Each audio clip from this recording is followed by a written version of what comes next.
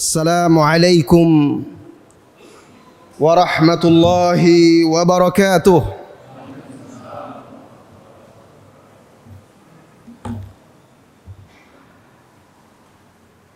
Alhamdulillah alladzi hadana lil Islam wa manna alaina bih. Asyhadu an la ilaha illallah wahdahu la syarika lah wa asyhadu anna Muhammadan abduhu wa rasuluh sallallahu alaihi wa ala alihi wa ashabihi wa man sara ala nahjihi wa tamassaka bi sunnatihi ila yaumiddin wa sallama tasliman katsira, amma ba'd. Saudara-saudari kaum muslimin dan muslimat yang semoga senantiasa dirahmati dan diberkahi oleh Allah Subhanahu wa taala. Pujilah Allah, bersyukurlah kepadanya bahwa Allah Subhanahu wa taala memilih kita menjadi salah seorang hambanya yang muslim. Karena nikmat Islam nikmat paling besar yang Allah anugerahkan kepada kita. Kalaulah dikumpulkan dunia seisinya, lalu ditimbang dengan nikmat Islam, maka itu tidak akan bisa menyamainya. Kelak di hari kiamat, tatkala manusia dikumpulkan oleh Allah Subhanahu wa taala di yaumil mahsyar, maka semuanya berharap menjadi seorang muslim. Orang yang dahulu menolak Islam, ingkar terhadap Islam ketika hidup di dunia, di akhirat kelak, di yaumil qiyamah, maka dia berharap kalau saja dahulu dia ini seorang muslim. Apa kata Allah menceritakan ini di dalam surat Al-Hijr?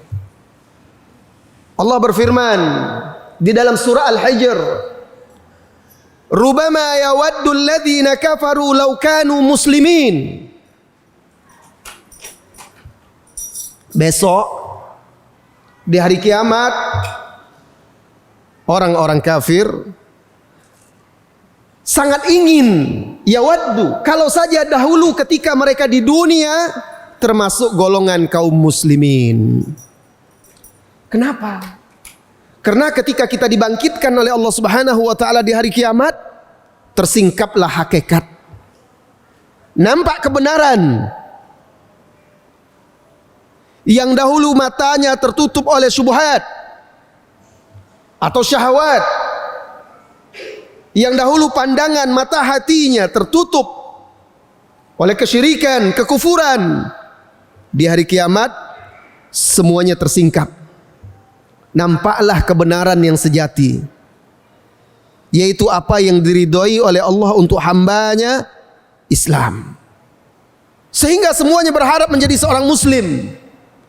Dzarhum ya'kulu wa yatamatta'u wa yulhihimul amalu, kata Allah. Biarkan mereka itu makan, biarkan mereka minum, biarkan mereka menikmati dunia. Kita juga makan, Pak. Kita juga minum, Bu. Kita juga menikmati kehidupan dunia ini. Wa yulhihimul amalu. Biarkan mereka dilalaikan oleh angan-angan dunia mereka. Kita sebagai seorang muslim, seorang mukmin, tidak boleh lalai. Harus ada keyakinan bahwa ada kehidupan setelah mati. Untuk mempertanggungjawabkan apa yang telah kita perbuat selama hidup di dunia. Dharhum yakulu wa yatamatta'u wa yulhihimul amalu fasawfa ya'lamun. Semuanya mereka akan mengetahui kelak di hari kiamat. Saat itu semua berharap menjadi muslim. Atau ketika mereka sudah tahu bahwa mereka tidak mungkin lagi menjadi muslim, ya laitani kuntu turaba, kata mereka, andai saja dahulu aku hanyalah sebongkah tanah. Apa maksudnya Bapak Ibu semuanya? Syukurilah nikmat Islam itu. Alhamdulillah Allah telah tunjuki kita menjadi seorang muslim. Sampai hari ini kita masih beribadah kepada Allah, masih mentauhidkannya. Ini nikmat. Kalau kita tidak syukuri, Allah tidak akan jaga. Kalau kita syukuri nikmat itu, maka Allah akan jaga dan Allah tambahkan, maksudnya semakin kuat kita di atas agama itu. Segala puji bagi Allah atas hidayahnya kepada Islam. Karena dengan Islamlah hidup ini menjadi indah. Hidup akan bahagia. Hidup akan tentram. Hidup akan damai. Tapi Ustaz, toh kita mayoritas masyarakat kita di Indonesia menganut agama Islam, kok masih ada kejahatan? Kok masih banyak kemungkaran? Kenapa masih terjadi perbedaan, perselisihan, pertikaian, permusuhan? Bukankah Islam itu indah? Bukankah Islam itu nikmat? Bukankah Islam itu mendatangkan kebahagiaan? Allah turunkan untuk rahmat dan kasih sayang bagi semesta alam. Saudara-saudari kaum muslimin dan muslimat, mari kita lihat Islam di masa Rasulullah sallallahu alaihi wasallam, di masa Khalifah Abu Bakar, di masa Amirul Mukminin Umar, Amirul Mukminin Utsman dan Ali, kemudian Umar bin Abdul Aziz. Baca sejarah, buka lembaran-lembarannya, lihatlah betapa indahnya Islam di masa itu. Betapa Islam akhirnya menjadi kasih sayang bagi manusia ketika itu. Maka Rasulullah sallallahu alaihi wasallam mengatakan di dalam hadisnya yang sahih, khairun nasi qarni, thumma alladhina yalunahum, thumma alladhina yalunahum. Sebaik-baik manusia itu ada pada masaku, yaitu masa sahabat, masa Rasulullah sallallahu alaihi wasallam. Saat itu masa keemasan Islam. Di sana di Madinah dipancangkan sendi-sendi masyarakat Islam. Waktu di Mekah, Islam belum punya kekuatan. Tetapi di Madinah kaum muslimin memiliki kekuatan, maka mulailah mereka menegakkan keadilan, menegakkan kebenaran, menyebarkan kebaikan ke berbagai pelosok dunia. Dan sampai akhirnya ke negeri kita, kita rasakan nikmat Islam itu. Kalau kita ingin tahu indahnya Islam, bagaimana Islam itu mendatangkan keadilan, bagaimana Islam itu mendatangkan rahmat, baca sejarah Islam di masa Rasulullah sallallahu alaihi wasallam, tsummal ladzina yalunahum, kemudian generasi sesudahnya, generasi sahabat, kemudian generasi tabi'in dan tabi'in. Itu masa-masa keemasan Islam di zaman Umar bin Abdul Aziz rahimahullahu taala. Bahkan sebelum itu di zaman Utsman dan Ali, Islam sudah sampai. Di zaman Umar bin Abdul Aziz, pemerintahan dia itu sampai di seluruh jazirah Arab, kemudian Afrika, Andalus, kemudian daerah Rusia. Itu semuanya dalam satu pemerintahan, satu khalifah, satu pemimpin, satu raja ketika itu. Dan keadilan merata, kebaikan, rezeki dimudahkan oleh Allah Subhanahu wa taala. Kenapa? Karena saat itu mereka betul-betul berpegang teguh dengan ajaran Islam sebagaimana yang diajarkan oleh Rasulullah sallallahu alaihi wasallam. Itu dia Islam yang akan mendatangkan kebahagiaan, ketentraman dan kedamaian. Maka tema kita pada malam hari ini yang diberikan oleh panitia kepada kita, Islam adalah sunnah, sunnah adalah Islam, sangat tepat dengan mukaddimah yang saya sampaikan tadi. Saudara-saudari kaum muslimin dan muslimat, tidak lupa Salawat dan salam kita untuk Nabi yang mulia Muhammad sallallahu alaihi wasallam. Hak beliau yang wajib kita tunaikan. Perbanyak bersalawat. Apalagi ketika disebut namanya di depan kita. Saat kita menyebut namanya, saat kita mendengar namanya disebut, ucapkan sallallahu alaihi wasallam atau Allahumma salli ala Muhammad. Bersalawat kepada beliau. Beliau yang telah berjasa menyampaikan risalah. Beliau telah menunaikan amanah. Beliau telah menasihati umat. Beliau telah berjuang menegakkan Islam ini. Bahkan Nabi kita Muhammad sallallahu alaihi wasallam ini, kecintaannya kepada kita melebihi kecintaan dia pada diri dia. Maka wajib kita mencintai beliau melebihi cinta kita kepada diri kita. Apa buktinya Nabi kita Muhammad sallallahu alaihi wasallam lebih cinta kepada umatnya daripada diri dia? Bismillah.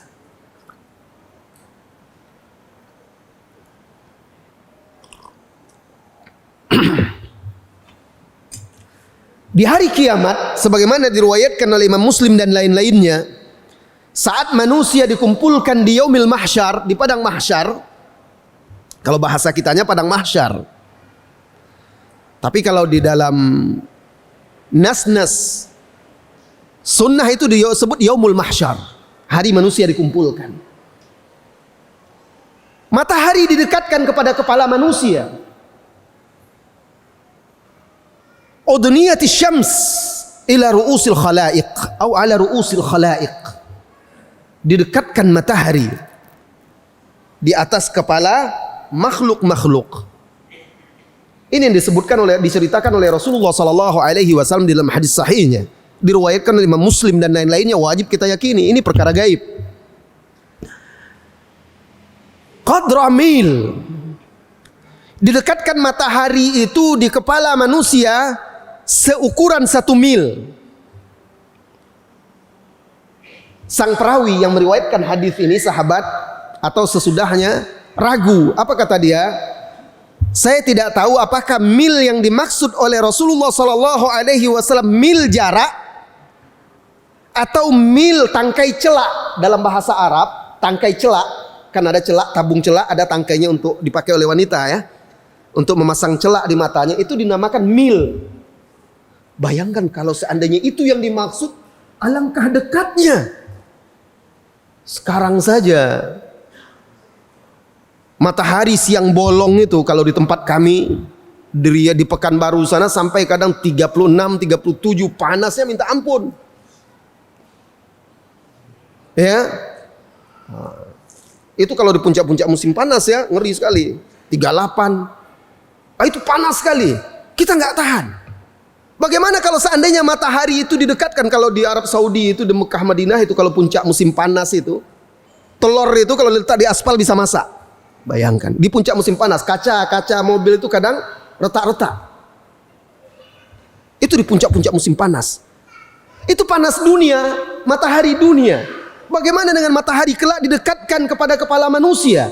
Maka kata Rasulullah sallallahu alaihi wasallam, waktu itu manusia yang saat itu dikumpulkan di padang mahsyar tanpa berpakaian sehelai benang pun, tanpa beralas kaki, tanpa penutup kepala, bahkan tanpa dikhitan, semua disibukkan oleh urusan masing-masing.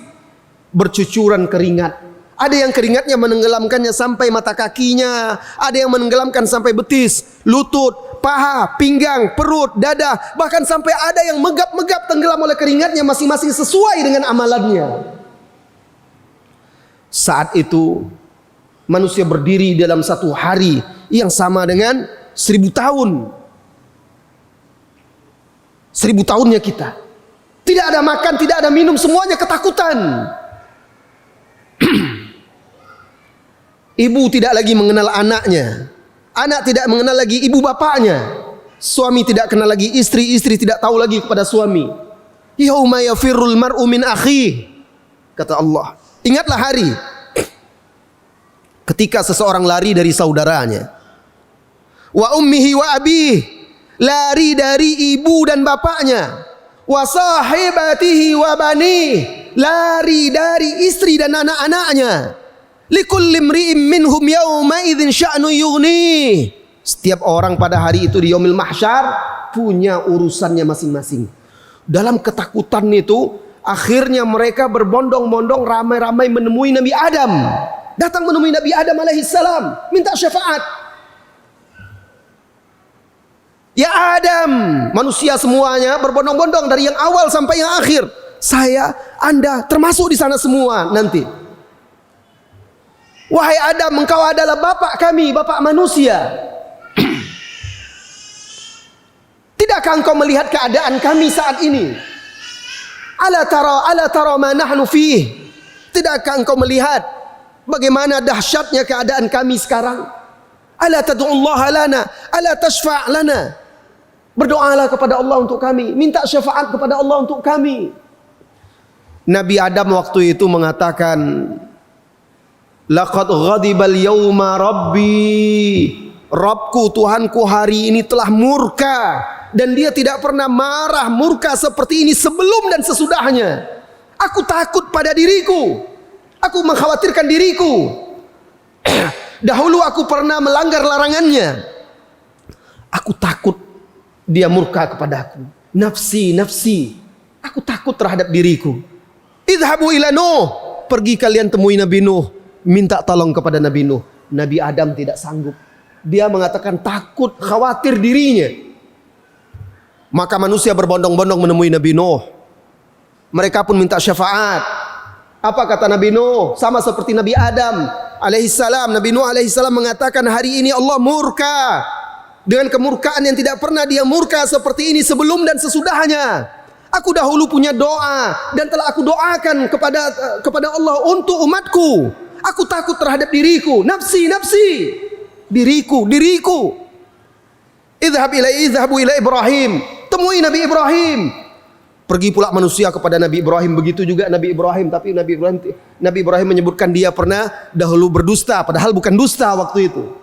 Kemudian Nabi Ibrahim juga tidak menyanggupi dan dia takut kepada Allah, mengkhawatirkan dirinya. Diperintahkan datang kepada Nabi Musa. Nabi Musa begitu juga, tidak menyanggupi. Nabi Musa mengatakan pergi ke temui Nabi Isa. Nabi Isa juga tidak menyanggupi. Siapa? Nabi-nabi ulul azmi. Nabi Nuh, Nabi Ibrahim, Nabi Musa, Nabi Isa, semuanya ulul azmi. Semuanya di hari itu takut dan mengatakan nafsi, nafsi, diriku, diriku. Apa kata Nabi Isa alaihissalam? Idhabu ila Muhammad sallallahu alaihi wasallam. Pergilah temui Nabi Muhammad sallallahu alaihi wasallam. Pergilah manusia menemui Nabi Muhammad sallallahu alaihi wasallam. Lalu mereka mengatakan, ya Rasulullah, ya Muhammad, ya Rasulullah, engkau adalah penutup para nabi dan rasul. Engkau sayyidul bashar, engkau adalah pemimpin para manusia, sayyidu bani Adam, pemimpin anak cucu Adam. Tidakkah engkau melihat keadaan kami sekarang? Apa kata Rasulullah sallallahu alaihi wasallam? Hadza li wa ana lahu. Ini adalah untukku dan aku adalah untuknya. Maksudnya, wewenang waktu itu yang diizinkan adalah untuk Rasulullah sallallahu alaihi wasallam. Lalu Rasulullah sallallahu alaihi wasallam menghadap kepada Allah, lalu beliau sujud sampai waktu yang dikehendaki oleh Allah. Allah ilhamkan kepada dia zikir-zikir, puja-pujian kepada Allah yang belum pernah Allah ilhamkan kepada seorang makhluk pun. Lalu akhirnya terdengar seruan. Allah berkata kepada dia, ya Muhammad, hai Muhammad, angkat kepalamu, irfa' ra'sak. Angkat kepalamu, minta syafaat, engkau diizinkan memberi syafaat. Maka ketika itu Rasulullah sallallahu alaihi wasallam mengangkat kepalanya. Apa yang dia katakan? Bukan nafsi, nafsi, bukan diriku, diriku seperti nabi yang lain. Tapi beliau katakan, ummati, ummati, umatku, umatku. Dia minta diizinkan memberi syafaat kepada umatnya. Subhanallah. Dalam kondisi seluruh manusia ketakutan dan cemas, khawatir terhadap dirinya, Rasulullah memikirkan umatnya. Lihatlah betapa cintanya Rasulullah sallallahu alaihi wasallam kepada kita. Bagaimana dengan kita? Tanyakan pada diri kita. Apakah benar kita mencintai beliau sallallahu alaihi wasallam? Apa bentuk cinta kita? Apa buktinya? Saudara-saudari kaum muslimin dan muslimat, mencintai Rasulullah sallallahu alaihi wasallam tidak hanya sekedar dengan lisan, dengan pengakuan. Kalau ditanya, kamu cinta Rasulullah? Cinta, saya sangat cinta kepada dia. Tidak cukup itu saja. Sebelum kita jelaskan bagaimana sebenarnya mencintai Rasulullah SAW, kita akan berpindah ke hadis lain yang menunjukkan bagaimana cinta dan rindunya Rasulullah SAW kepada umatnya. Bismillah. Ini kopi apa ini?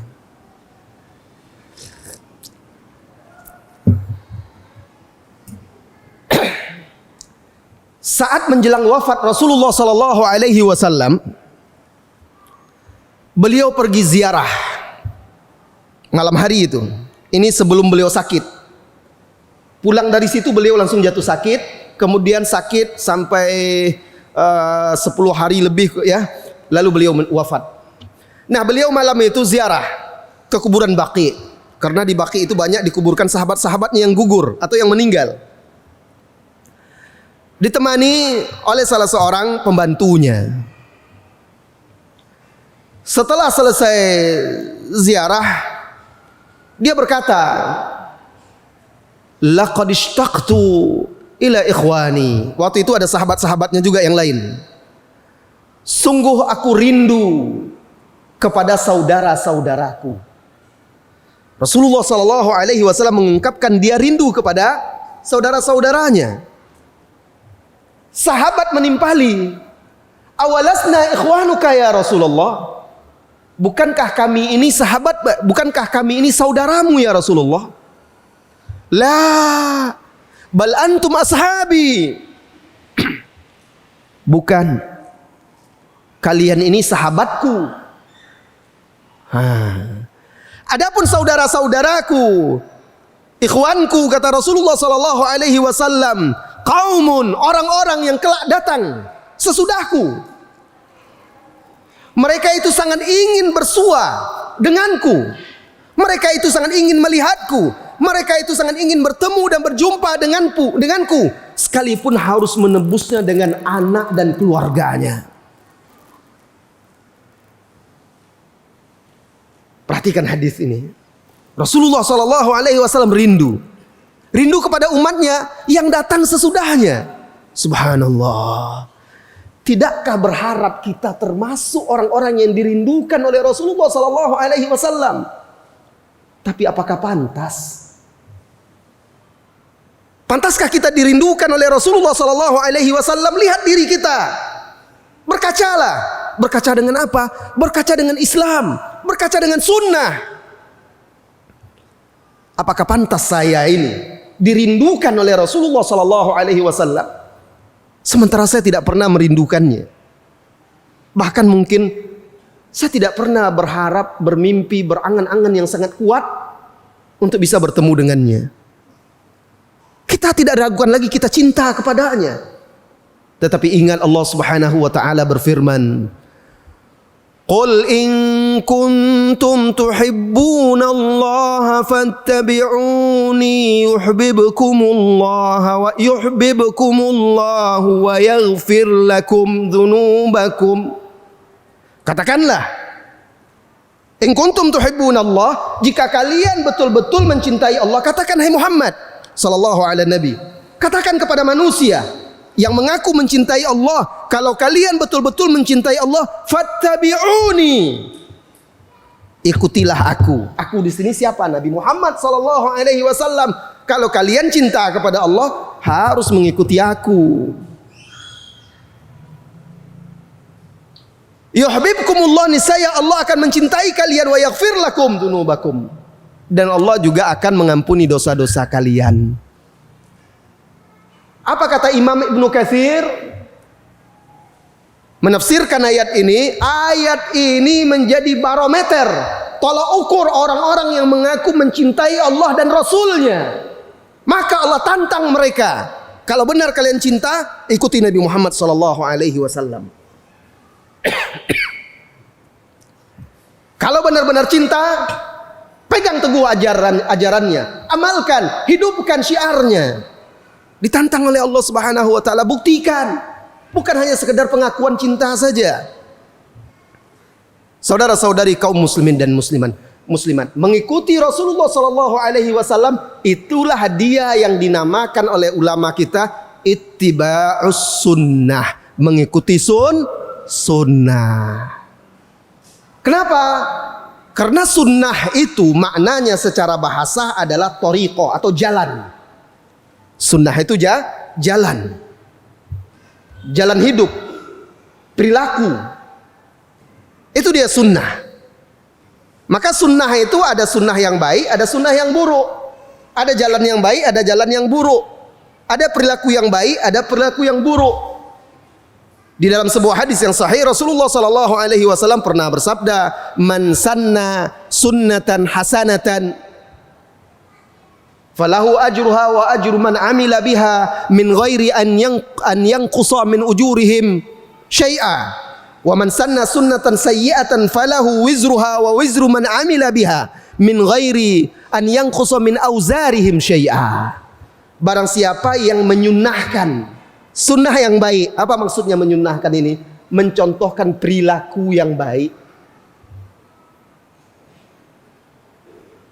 ajaran-ajaran yang baik, maka dia dapat pahala. Dan dapat pahala orang yang mengamalkannya tanpa mengurangi amalan orang yang mengamalkannya. Dan barang siapa yang mencontohkan sesuatu yang buruk, sunnah sayyi'ah, maka dia dapat dosanya dan dosa orang-orang yang mengamalkannya. Jadi sunnah secara bahasa maknanya adalah jalan hidup, thariqah atau perilaku. Adapun dalam istilah terminologinya, sunnah itu segala sesuatu yang disandarkan dari Nabi disandarkan kepada Nabi sallallahu alaihi wasallam, segala sesuatu yang dinisbatkan kepada Nabi sallallahu alaihi wasallam, baik itu perkataannya maupun perbuatannya, kemudian takrirnya, persetujuannya terhadap apa yang dilakukan oleh sahabat, maupun akhlak kepribadian dia serta bentuk fisik dia, semuanya itu termasuk dalam sunnah. Jadi sunnah itu secara keseluruhan adalah jalan hidup Rasulullah sallallahu alaihi wasallam, perilaku dia, akhlak dia, dan fisik dia. Itu semua termasuk sunnah. Segala yang disandarkan kepada Nabi sallallahu alaihi wasallam itu sunnah. Nah, sunnah-sunnah Nabi sallallahu alaihi wasallam atau perilaku atau jalan hidup beliau ini ada yang hukumnya wajib, ada yang mustahabbah, dianjurkan, sangat ditekankan. Ada pula itu hanya sekedar perkara-perkara mubah seperti bentuk fisik beliau, yang dimana di situ tidak ada anjuran untuk mengikuti dari beliau langsung. Ya, contoh berambut panjang. Rasulullah rambutnya panjang, bahkan kadang sampai segini, sebahu, kadang sampai di ujung telinganya. Apakah itu sunnah? Secara bahasa dia sunnah. Ya, dia sunnah, tapi sunnah Rasulullah tidak pernah memerintahkannya. Artinya siapa yang ingin memanjangkan rambut dengan niat mengikuti Nabi sallallahu alaihi wasallam, silahkan saja.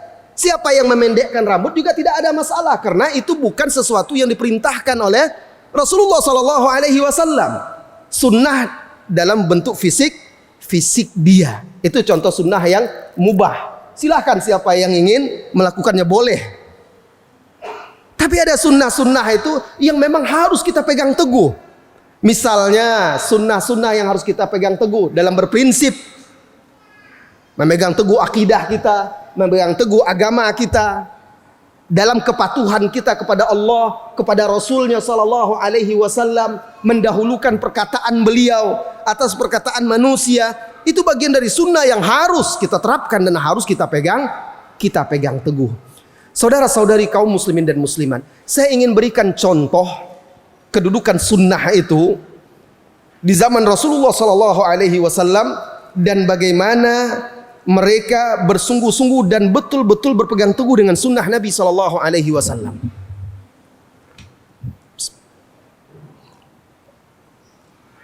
Sahabat Abdullah bin Umar meriwayatkan sebuah hadis. Hadis tersebut bunyinya,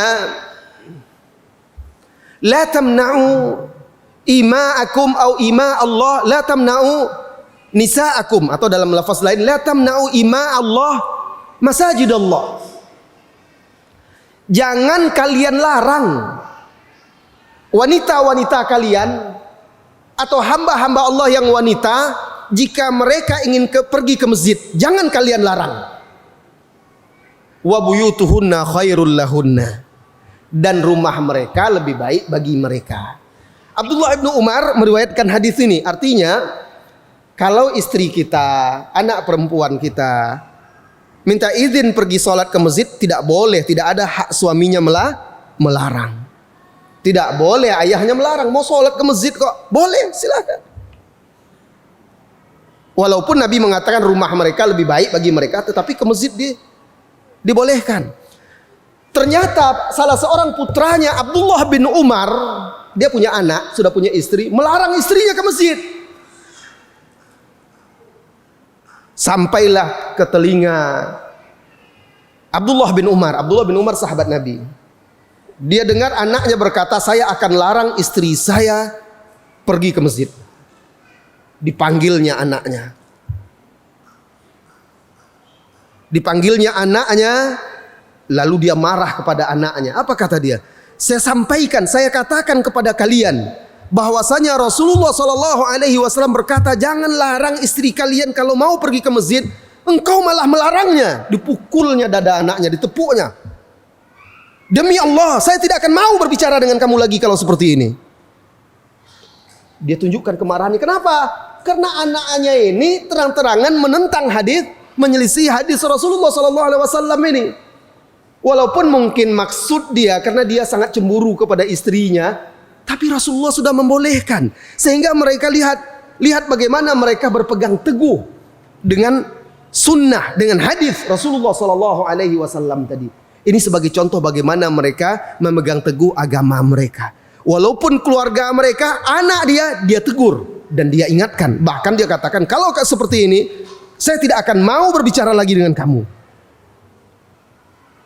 Ada lagi yang diriwayatkan oleh Imam Muslim dari salah seorang sahabat. Dia meriwayatkan hadis Nabi SAW melarang berburu menggunakan batu kerikil. Rasulullah SAW melarang berburu menggunakan batu kerikil. Apa kata Rasulullah SAW waktu itu? Karena batu itu tidak akan membunuh, tapi hanya akan merusak mata.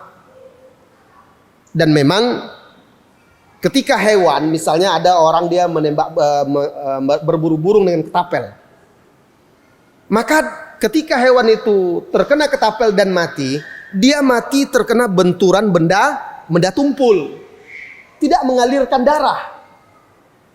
Nah, ini termasuk hewan-hewan yang dilarang di dalam Islam, di dalam Al-Quran. Allah Subhanahu wa ta'ala di surah Al-Maidah ayat 3 menjelaskan hewan-hewan yang haram dimakan. Salah satunya wal mauqudah wa hurimat alaikumul maitatu waddamu wa lahmul khinzir wa ma uhilla li ghairillahi bihi wal munkhaniqatu wal mauqudatu wal mutaraddiyatu wan natiha. Wal mauqudah itu hewan yang mati karena benturan dengan badannya atau batangnya panah. Anak panah itu yang tajamkan bagian matanya. Tapi kalau hewan itu mati karena batang anak panah itu, maka itu tidak boleh, terhitung bangkai, karena dia tidak mengalirkan darah. Nah, dilarang oleh Rasulullah SAW, diriwayatkan oleh sahabat ini dalam hadis Muslim. Kemudian dia punya sepupu. Suatu hari dia melihat sepupunya ini melempar atau menembak burung dengan batu kerikil. Maka dia tegur dan dia marah. Qultu lakum anna Rasulullah SAW naha anil khazaf. Aku sudah sampaikan kepada kalian bahwa Rasulullah SAW melarang kita untuk berburu menggunakan kerikil. Tapi engkau melakukannya juga. Dia tegur, marah dia. Kenapa? Karena ini sudah jelas ada larangannya dari Rasulullah Sallallahu Alaihi Wasallam tegas, jelas. Ketika ada orang dengan sengaja juga melakukannya, berarti dia sengaja menyelisihi dan menentang sunnah Rasulullah Sallallahu Alaihi Wasallam. Oleh karena itu Allah Subhanahu Wa Taala berfirman di dalam Al-Quran, wa ma kana lil mu'min wala mu'minatin idza qadallahu wa rasuluhu an yakuna lahumul khiyaratu min amrihim. Tidak patut bagi seorang mukmin maupun mukminah apabila Allah dan Rasulnya telah menetapkan satu perkara, memerintahkan atau melarang, Allah dan Rasulnya telah memutuskan an yakuna lahumul khiyaratu min amrihim, lalu mereka punya pilihan lain selain yang sudah diajarkan oleh Allah dan Rasulnya Sallallahu Alaihi Wasallam. Saudara-saudari kaum muslimin dan muslimat yang semoga senantiasa dirahmati dan diberkahi oleh Allah Subhanahu Wa Taala. Jadi mengikuti sunnah, mencintai Nabi Sallallahu Alaihi Wasallam butuh pembuktian. Pembuktiannya apa? Berpegang teguh dengan ajarannya, menjadikan beliau sebagai contoh dan suri tauladan, atau dalam bahasa lainnya ittiba'us sunnah, mengikuti sunnah. Nah, para ulama banyak yang mengungkapkan bahwa sunnah itu sebenarnya adalah Islam. Islam itu adalah sunnah. Salah satunya ulama yang mengungkapkan istilah ini adalah Al-Imam Al-Barbahari di dalam kitabnya yang terkenal yaitu kitab Syarhus Sunnah. Beliau berkata, "Ya'lamu ketahuilah annal islama huwa sunnah was sunnata hiyal islam." Ketahuilah bahwasanya Islam itu adalah sunnah. Sunnah itu adalah Islam. Apa maksudnya? Maksud perkataan beliau ini dijelaskan pula oleh para ulama. Maksudnya sunnah sebagaimana yang sudah kita pahami tadi, bahwa sunnah itu adalah petunjuk jalan hidup Rasulullah Sallallahu Alaihi Wasallam. Itulah dia Islam. Karena tidak mungkin Islam itu akan tegak kalau tidak ada sunnah.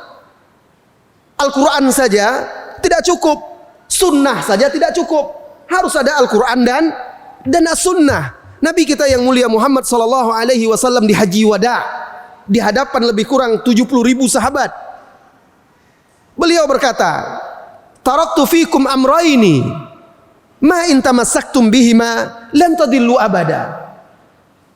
Aku tinggalkan untuk kalian dua perkara. Selama kalian berpegang teguh dengan dua perkara ini, kalian tidak akan tersesat selama-lamanya.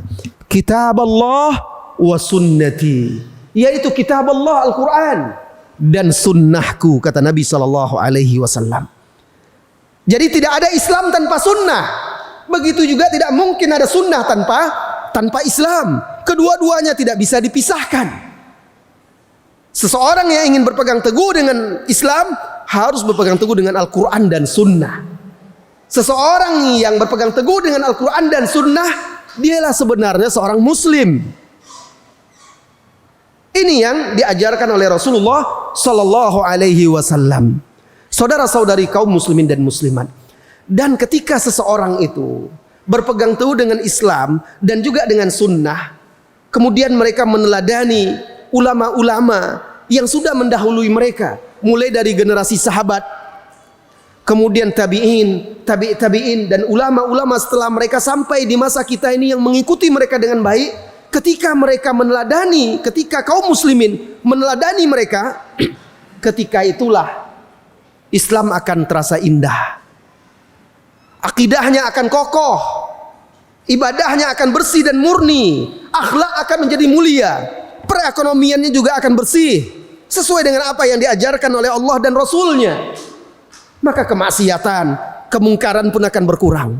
Tapi saat kaum muslimin tidak benar-benar berpegang teguh dengan Al-Quran dan Sunnah, tidak meneladani pendahulu-pendahulu mereka yang saleh, atau istilahnya salafus saleh, malah mereka menjadikan orang-orang kafir, orang-orang yang fasik, orang-orang yang jauh dari agama sebagai figur, tokoh, idola dan suri tauladan, sebagai panutan dan contoh. Saat itulah akhirnya Islam akan terasa gersang. Islam akan menjadi aneh dan asing, walaupun di negerinya sendiri. Kenapa? Karena umatnya tidak berpegang teguh dengan agama Islam yang sebenarnya. saudara-saudari kaum muslimin dan muslimat.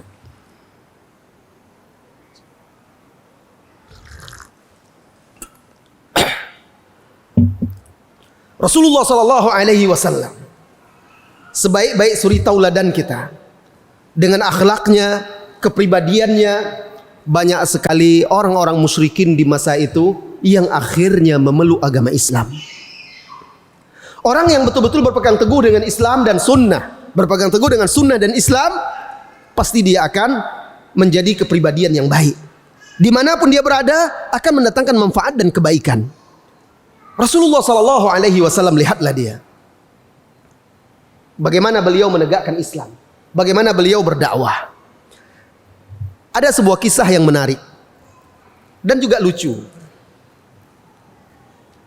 Rasulullah sallallahu alaihi wasallam punya seorang sahabat. Ada salah seorang sahabat, dan sahabat ini orangnya agak usil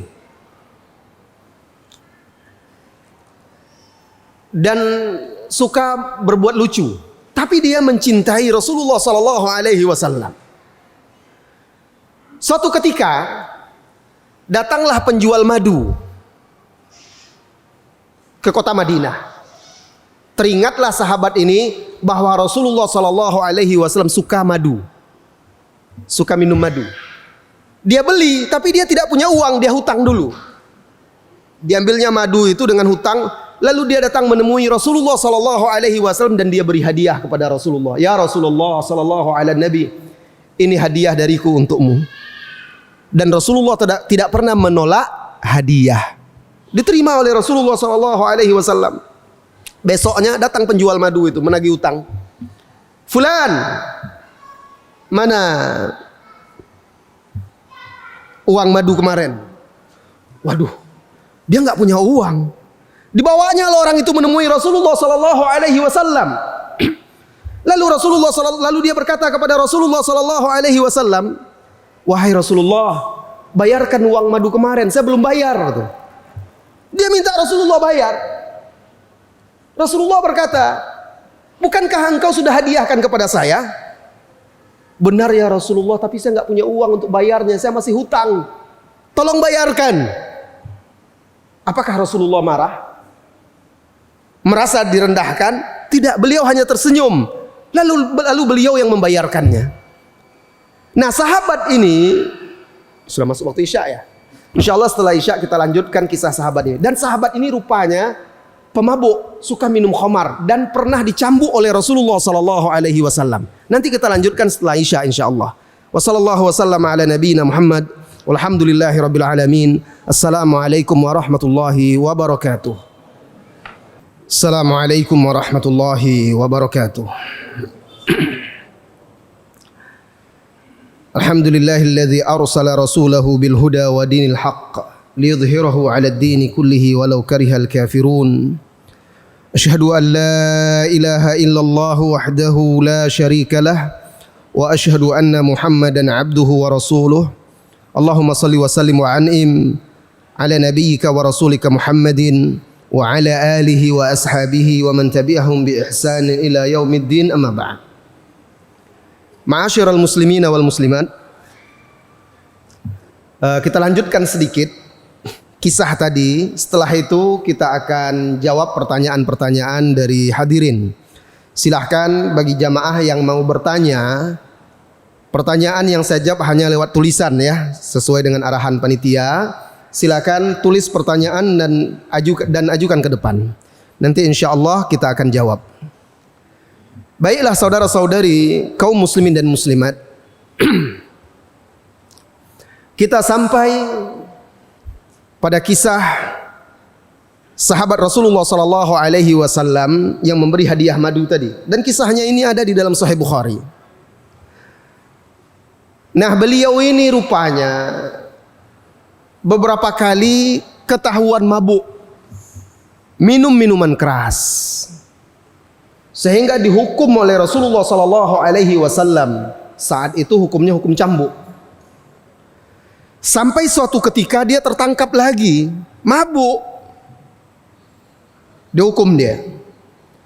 Saat dia dihukum cambuk itu, ada salah seorang sahabat yang melontarkan kata-kata yang keras dan tajam terhadap orang ini, yang mabuk ini, yang dihukum ini. Waktu itu dia melontarkan kata-kata, celaka engkau, alangkah banyaknya ulahmu, tingkah polahmu, menyusahkan Rasulullah sallallahu alaihi wasallam. Pokoknya seperti seolah-olah direndahkanlah dia karena perbuatannya itu.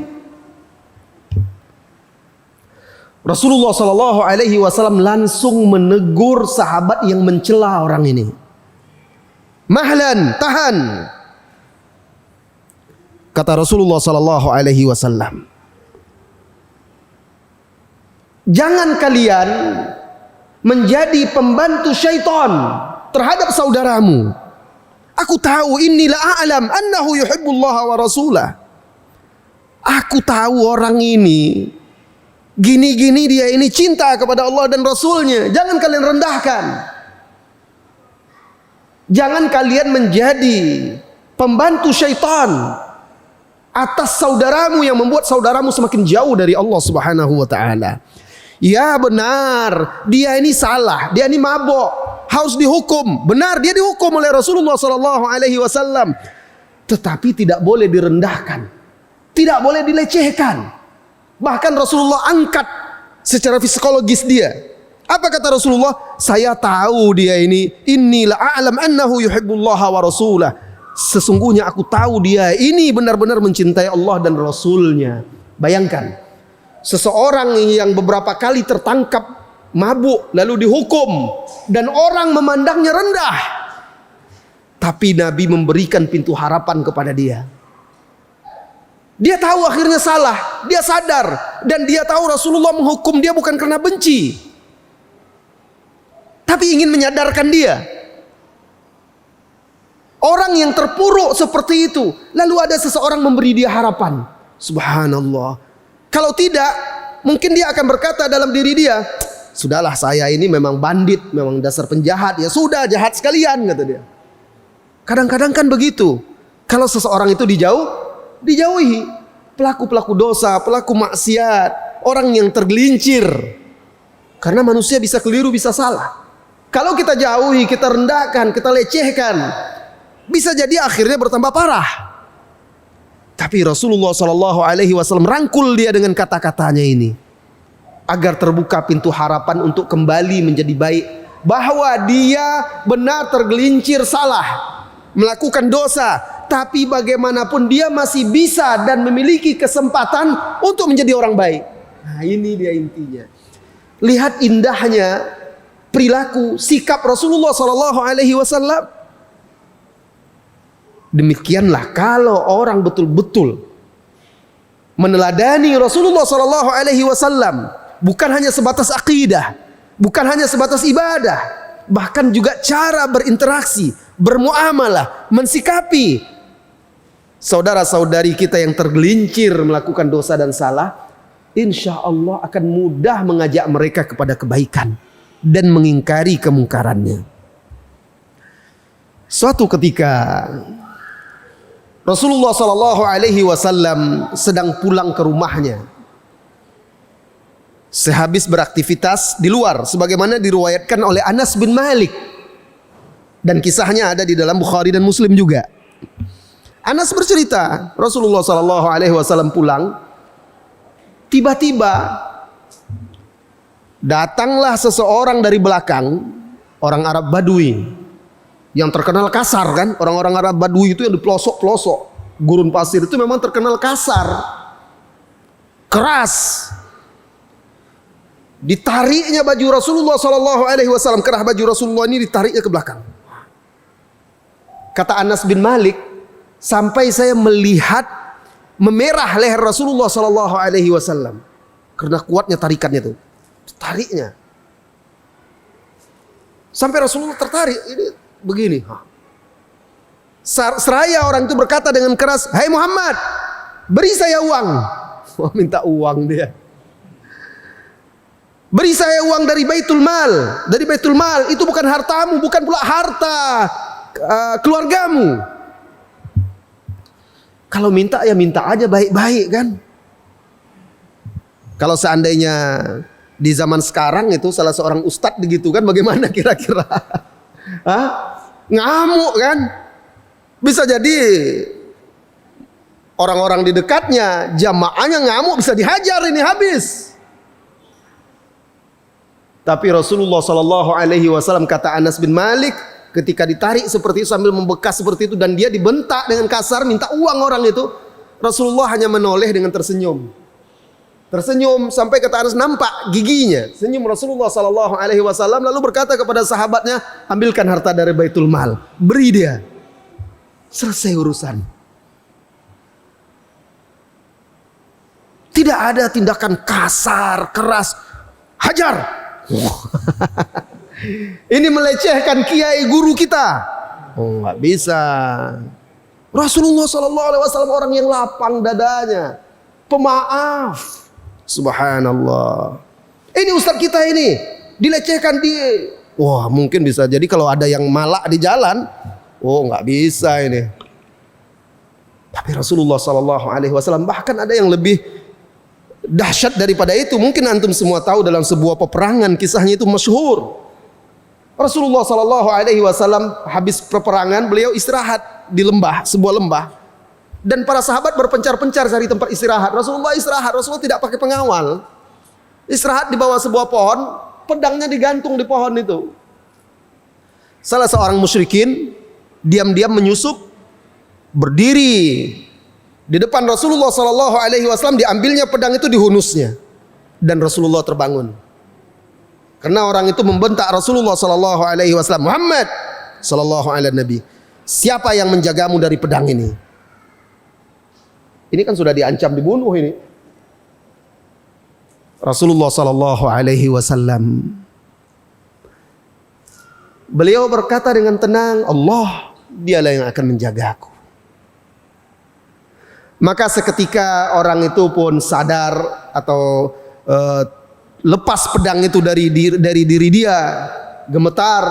Kemudian Rasulullah Sallallahu Alaihi Wasallam mengambil pedang itu, kemudian berkata kepada dia, membalikkan perkataan, sekarang siapa yang menjagamu dari pedang ini? Dia nggak bisa apa-apa, dia orang musyrik. Siapa yang akan bisa menjaganya? Kemudian datanglah para sahabat. Lalu Rasulullah Sallallahu Alaihi Wasallam menceritakan kejadian itu dan dia memaafkan orang itu, tidak menghukumnya. Subhanallah. Berkali-kali kejadian yang menimpa Rasulullah seperti itu, tapi Rasulullah tetap pemaaf, lapang dada, sehingga akhirnya banyak orang-orang yang memusuhi Islam ketika itu, akhirnya mereka berbondong-bondong memeluk Islam. Apa kata Allah Subhanahu wa taala tentang nabi kita yang mulia ini? Walau kunta fazzan ghalidhal qalbi lam faddu. Qul bi fadli wa rahmatihi, qul bi fadlillahi wa rahmatihi lintalahum walau kunta fazzan ghalidhal qalbi lam faddu min haulik. Katakanlah, karena rahmat Allah subhanahu semata, karena rahmat Allah subhanahu wa ta'ala semata, engkau bisa lembut terhadap mereka. Lintalahum walau kunta fazzan ghalidhal qalbi, dalam surah Al-Imran. Kalau seandainya engkau fazzan, keras, ghalidhal qalbi, kasar hatimu, lam faddu min haulik, niscaya manusia akan lari dari sekelilingmu, hai Muhammad sallallahu alaihi wasallam. Tapi Allah rahmati dia sehingga Nabi Muhammad menjadi lemah lembut, kasih sayang kepada orang, sehingga orang akhirnya cinta dan dekat kepada dia. Lihat indahnya Islam, indahnya sunnah. Subhanallah. Saking kasih sayangnya Rasulullah sallallahu alaihi wasallam, hewan pun mengadu kepada beliau. Itu mukjizat Rasulullah sallallahu alaihi wasallam. Suatu hari datang seekor onta, datang mendekat kepada Rasulullah sallallahu alaihi wasallam lalu menangis. Dan dia bercerita kepada Rasulullah sallallahu alaihi wasallam, yang lain tidak paham. Rasulullah sallallahu alaihi wasallam diberi izin oleh Allah mukjizat. Onta ini mengadu kepada Rasulullah sallallahu alaihi wasallam bahwa tuannya telah memberikan dia beban kerja yang melebihi kemampuan dia. Maka Rasulullah Sallallahu Alaihi Wasallam bertanya, siapa pemilik onta ini? Sesungguhnya onta ini mengadu, menyampaikan kepadaku bahwa tuannya, pemiliknya telah mempekerjakannya melebihi kemampuannya. Hewan, makhluk hidup, tapi dia punya batas kemampuan. Ketika dia dipaksakan di luar batas kemampuannya menjadi zalim. Lihat indahnya Islam, lihatnya indahnya sunnah. Kalau saja Islam begitu sayang terhadap hewan, bagaimana lagi terhadap sesama manusia? Subhanallah. Tentu akan lebih penuh kasih sayang dan kelembutan lagi. Begitu rahmatnya Islam terhadap hewan, sehingga ketika kaum muslimin ingin menyembelih hewan yang dihalalkan kita menyembelihnya, diperintahkan kita menyembelihnya, Rasulullah Sallallahu Alaihi Wasallam perintahkan kita untuk menyembelih dengan cara yang baik. Wa in qataltum fa ahsinul qitla au qatla. Kalau kalian harus menyembelih, membunuh, maka membunuh, menyembelihlah dengan baik.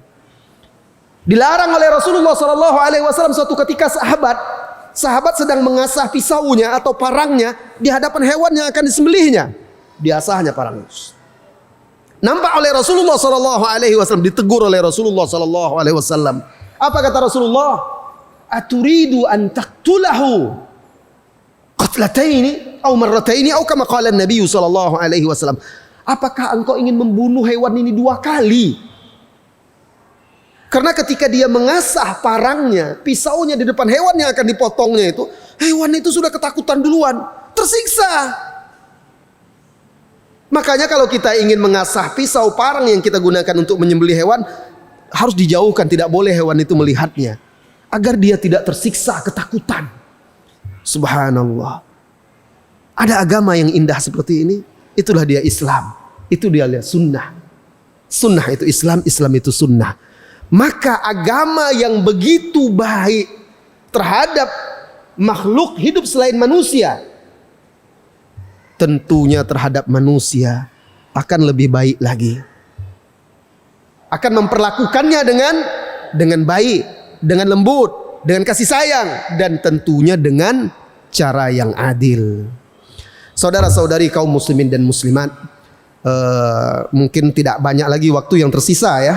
Silahkan bagi yang ingin bertanya, tulis pertanyaan dan diajukan ke depan. Yang akhwat juga, saudari wanita muslimah yang ingin bertanya, tulis pertanyaan dan serahkan kepada panitia. Sebelum kita menjawab, maka kita simpulkan, saudara-saudari kaum muslimin dan muslimat, Islam adalah sunnah, sunnah adalah Islam. Maksudnya ini kesimpulan. Maksudnya tidak ada Islam tanpa mengikuti Rasulullah Sallallahu Alaihi Wasallam, tanpa mengikuti sunnah. Dan tidak mungkin pula kita mengikuti sunnah kalau kita tidak Islam. Dan kedua-duanya adalah sesuatu yang tidak bisa dipisahkan. Oleh karena itu dahulu sebagian ulama mereka berdoa, ya Allah, hidupkanlah aku di atas Islam dan sunnah, dan wafatkanlah aku di atas Islam dan sunnah. Kenapa? Karena di akhir zaman muncul orang-orang yang mengingkari sunnah. Bahkan mereka cukup Al-Quran saja, diingkarinya sunnah. Ada yang mengingkari sunnah secara keseluruhan, ada yang mengingkari sunnah sebagian-sebagian. Maka memeluk Islam, menjadi seorang muslim, lalu berpegang teguh dengan sunnah, itu nikmat yang tiada terkira di akhir zaman ini.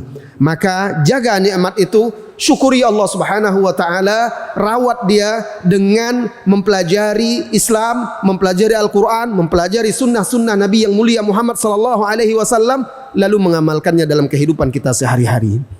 Silahkan kalau ada pertanyaan.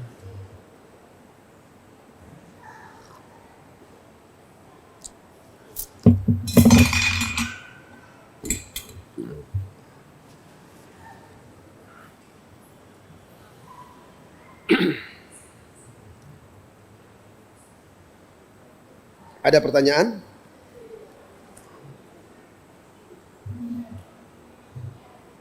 Pertanyaan bebas ya, yang penting masalah agama.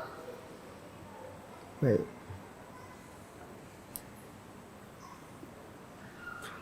Bismillah Ustaz.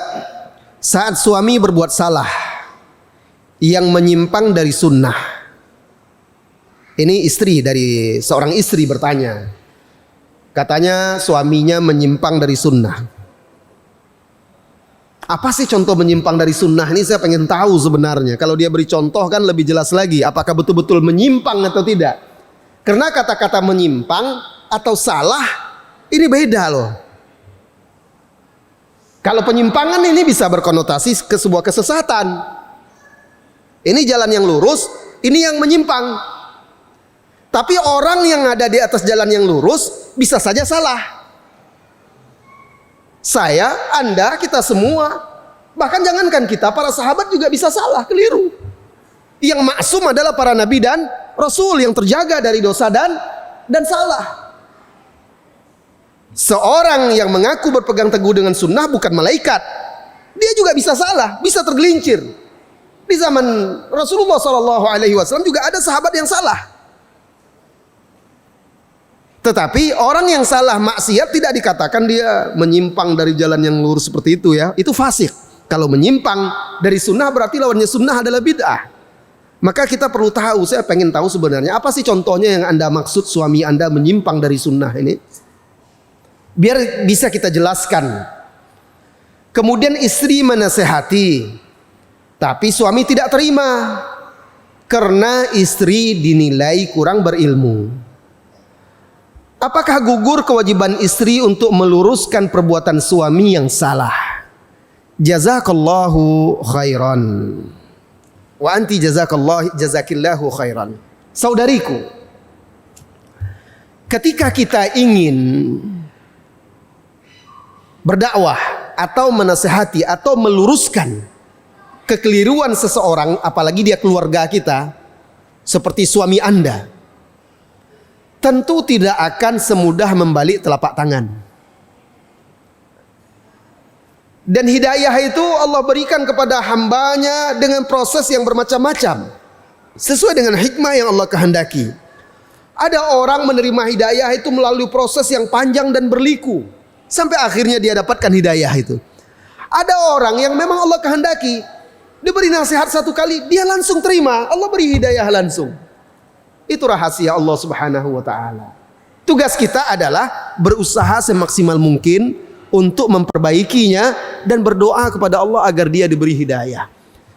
Memperbaiki kesalahan itu tidak mesti dengan menasihati dan menggurui. Kadang-kadang orang yang sudah mengaji, dia merasa punya ilmu, padahal belum punya ilmu, cuma baru tahu. Ketika dia dipenuhi dengan semangat untuk memberi nasihat dan berdakwah, dia menasihati bahkan terkesan menggurui. Sebagian lagi terkesan menjustis, memvonis orang yang dinasihatinya. Nah, sikap-sikap yang seperti ini seringkali membuat orang yang dinasihatinya bukannya menerima, malah berbalik menyerangnya, membantahnya, atau menolaknya, atau menjauh. Ini adalah suami, dia pemimpin di rumah tangga. Sebagai pemimpin dia merasa dia yang lebih hebat, dia yang lebih berwenang. Tiba-tiba istrinya menasehatinya, bang, tidak benar itu nggak sesuai dengan sunnah, dosa, keliru. Wah, ini sekarang istri saya ngajari saya pula ini. Kadang suami bisa jadi seperti itu. Sebenarnya dia bukan menolak, mungkin melihat sikap kita, cara kita. Maka memperbaiki berdakwah tidak mesti harus dengan menyampaikan. Bisa juga dengan sikap. Contoh, keteladanan. Misalnya, Anda ingin menasihati kesalahan sang suami dalam masalah tertentu. Tapi Anda tahu suami Anda ini orangnya pemarah. Atau dia orangnya selalu meninggi. Susah untuk menerima masukan. Bisa jadi dengan cara apa? Cari buku terkait masalah itu. Buku yang praktis, simple, ringan. Jangan buku setebal ini pula, kan malas dia baca. Nah, biasanya suami Anda sering duduk minum teh di mana? Atau biasanya suka baca-baca buku di mana? Atau taruh di dekat di kamar Anda. Nanti mungkin dia tidak sengaja dia akan lihat buku apa ini ya, buku baru sepertinya ini, dia baca. Sehingga bukan Anda yang mengajari, buku itu yang mengajari dia. Mungkin dia lebih bisa menerima. Kenapa? Karena dia tidak akan merasa direndahkan di situ. Dia baca. Saya mencoba itu dengan orang tua saya yang keras menentang dakwah saya dahulunya. Dengan cara melalui buku. Setiap sering beli buku, majalah, dan segala macam. Letakkan di tempat dia biasa duduk. Baca buku, baca koran. Letakkan dekat situ. Dia akan baca terus. Oh ini apa? Ini pasti anak saya yang naruh ini. Dia tahu, tapi dia penasaran juga. Nggak mungkin dibuangnya kan? Dia lihat. Atau dengan apa? Dengan cari rekaman-rekaman ceramah, kajian-kajian, putar di rumah, di kamar misalnya mendengar. Ya Anda mendengarkan kajian, Anda yang mendengar tapi terdengar, dia terdengar juga. Atau bisa jadi di zaman sekarang yang Anda bisa berkirim pesan, berkirim nasihat-nasihat kepada teman-teman Anda melalui media sosial. Kirim WA kepada suami Anda dengan bahasa yang bagus, penuh kasih sayang, memberikan masukan. Nah, padahal sekamar kan kirim-kirim WA juga nggak apa-apa lah, beri masukan. Nah, dan yang terpenting sering berdoa kepada Allah Subhanahu wa taala. Lalu bersabar, jangan bersikap kasar. Tetap merendah, tawadhu di hadapan suami. Dan tunaikan kewajiban-kewajiban dengan penuh ikhlas dan tulus. Allahu a'lam bissawab. Silakan kalau ada pertanyaan yang lainnya.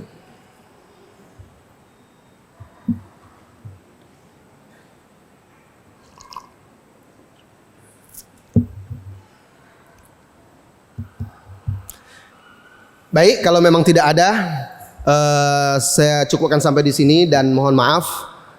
Saya dari tadi sampai langsung kajian sudah asar langsung ke sini lagi, belum sempat ganti pakaian ya, belum sempat apa-apa karena tadi ada delay pesawat saya sehingga terlambat datang tadi. Dan mohon maaf ya, mudah-mudahan Allah Subhanahu wa taala bisa mempertemukan kita kembali. Jika tidak di dunia, mudah-mudahan dikumpulkan oleh Allah Subhanahu wa taala bersama para nabi, para rasul, bersama Nabi Muhammad sallallahu alaihi wasallam, bersama orang-orang yang siddiq, para syuhada, orang-orang yang soleh di surga kelak, dan merekalah sebaik-baik teman berkumpul. Amin ya rabbal alamin. Wa sallallahu wasallam ala nabiyyina Muhammadin walhamdulillahi rabbil alamin. Assalamualaikum warahmatullahi wabarakatuh.